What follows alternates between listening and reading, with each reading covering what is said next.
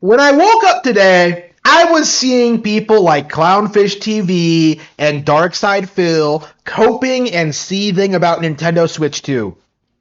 Complaining about the launch games, complaining about the console, complaining about how there were no games to look forward to, which, of course, right off the bat is completely and totally false. Anyone who's seen my live streams nonstop, playing this console can attest to that. But people are in desperate damage control mode right now, trying to write this thing off, trying to ignore it, doing what they always do, writing mean tweets on Twitter about Nintendo. And meanwhile, in reality, the console is doing extraordinarily well. And of course, this is going to become very apparent over time. But now it's time to do the Harmon Smith thing of just pointing out something that nobody else has really noticed. No one else is talking about this. Splatoon Raiders, the new Splatoon game, has just been announced. It looks great. It looks really exciting. It features deep cut. I'm sure the game journal community is doing everything they can to bury and ignore this game, but this is another example of how the Nintendo Switch 2 has a ton of surprises in store for us, right?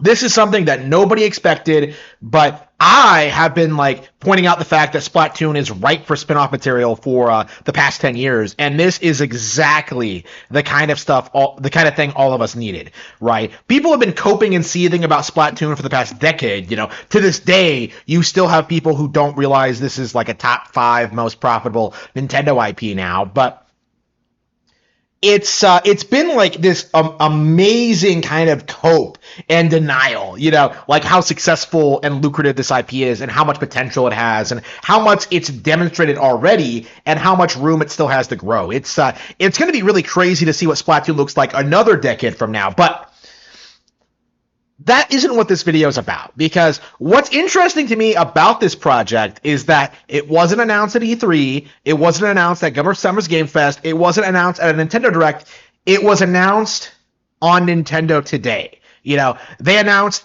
the Zelda movie delay on Nintendo Today. You have information about Metroid Prime 4 and Donkey Kong Bonanza releasing on Nintendo Today. Do you see what's happening here? Do you understand, what Nintendo Today is? Do you understand, what this means for the gaming industry? Nintendo has completely cut out gaming journalism entirely. No gaming YouTuber can do reaction content on Nintendo Today, right? They can't re-upload footage. They're not allowed to. It's against Nintendo Today's term of service. Nintendo Today is an outlet that Nintendo completely controls to release curated information about games to their audience. And it is glorious. This is, I think, the next natural evolution of the Nintendo Direct, in which Nintendo managed to innovate and destroy PlayStation and Xbox by introducing the Nintendo Direct format. For those of you who don't know, who didn't grow up in the 2000s and see E3 in its prime, E3 was always a shill show for PlayStation and especially Xbox. Game journals would come out and declare Sony the winner every year, no matter how bad it got. I remember during the 2006 season in particular, there was this huge expectation that the PS3 would be this huge monumental success story, and then it got immediately overshadowed by the Wii. Okay. And game journals never got over that, right? That was a huge blow to their egos and their credibility. But because of their absolute control over the gaming media and therefore gaming culture, they established this very strange narrative where they were just people like Wii, but only because of Wii Sports. So much so that people didn't realize that the attach rate for the Wii was actually perfectly normal.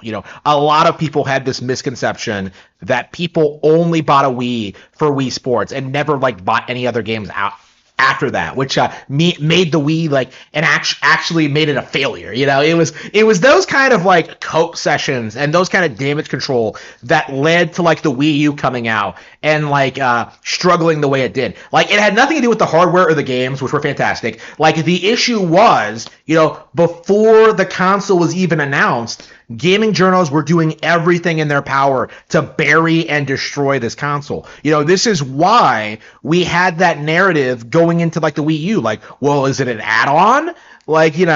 Because it was very apparent to anyone who's like following the industry that yes, it was a new console, but game journals did everything they possibly could to hide that fact and make it as confusing as possible. It wasn't Nintendo's marketing or their branding or anything they did. It was entirely the gaming journos. And that problem has extended well into the current year, with people misrepresenting projects like Fire Emblem Engage and The Legend of Zelda Tears of the Kingdom and Mario Kart World. Even you're seeing this now. People keep acting as if Nintendo is like some behind the times incompetent developer, when in reality they absolutely are 100% the industry leader. And honestly, their business model should be emulated like worldwide, but the gaming industry just can't bring themselves to admit that.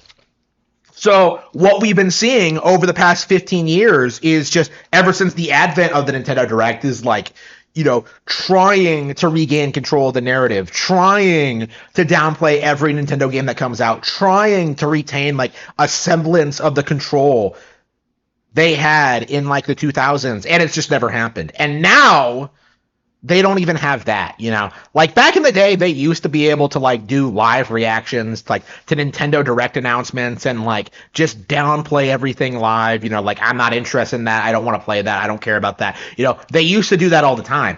And now with like these Nintendo Today announcements, people won't even know what the average YouTuber thinks about individual projects. Nobody's going to care. Nobody's going to pay attention to like Arlo making like some video like talking about Splatoon Raiders. Like nobody's going to pay attention or care, and that's the problem, is that like the people who are like on Nintendo Today reading about new upcoming Nintendo games are going to be watching these trailers shadow dropped out of nowhere on Nintendo Direct first, and like that is going to lead to an overwhelmingly positive reception among the actual core demographic. The YouTubers, the gaming journos, they are a periphery demographic. They are people who love to talk about games but not actually play them, and that has like been a reoccurring problem with the Nintendo community for a long time, is that like the vast majority of people on this platform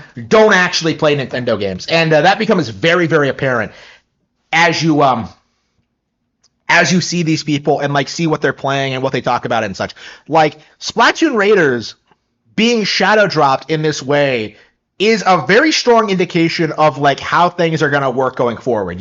Controversial titles will just get shadow dropped on Nintendo Today. Like, Nintendo Directs will continue to exist, continue to be successful, but I think you will see like a lot fewer details. I think you'll see like brief trailers, and then you'll get like expansions on those details in Nintendo Today. Like it's going to be incredibly difficult for gaming journalists to say Mario Kart World has like a terrible character select screen. That was something people were trying to say about this early on, is that like, oh, the character selection in Mario Kart World isn't as good as 8's. And then like, people like me who were around when 8 first came out on Wii U, like remember when the same people were saying the same thing about that game, So it's like, it's with Nintendo Today and like demonstrating every aspect of these games like pre-release, to the point where like it's going to be very, very difficult for game journals to like manufacture controversy about them.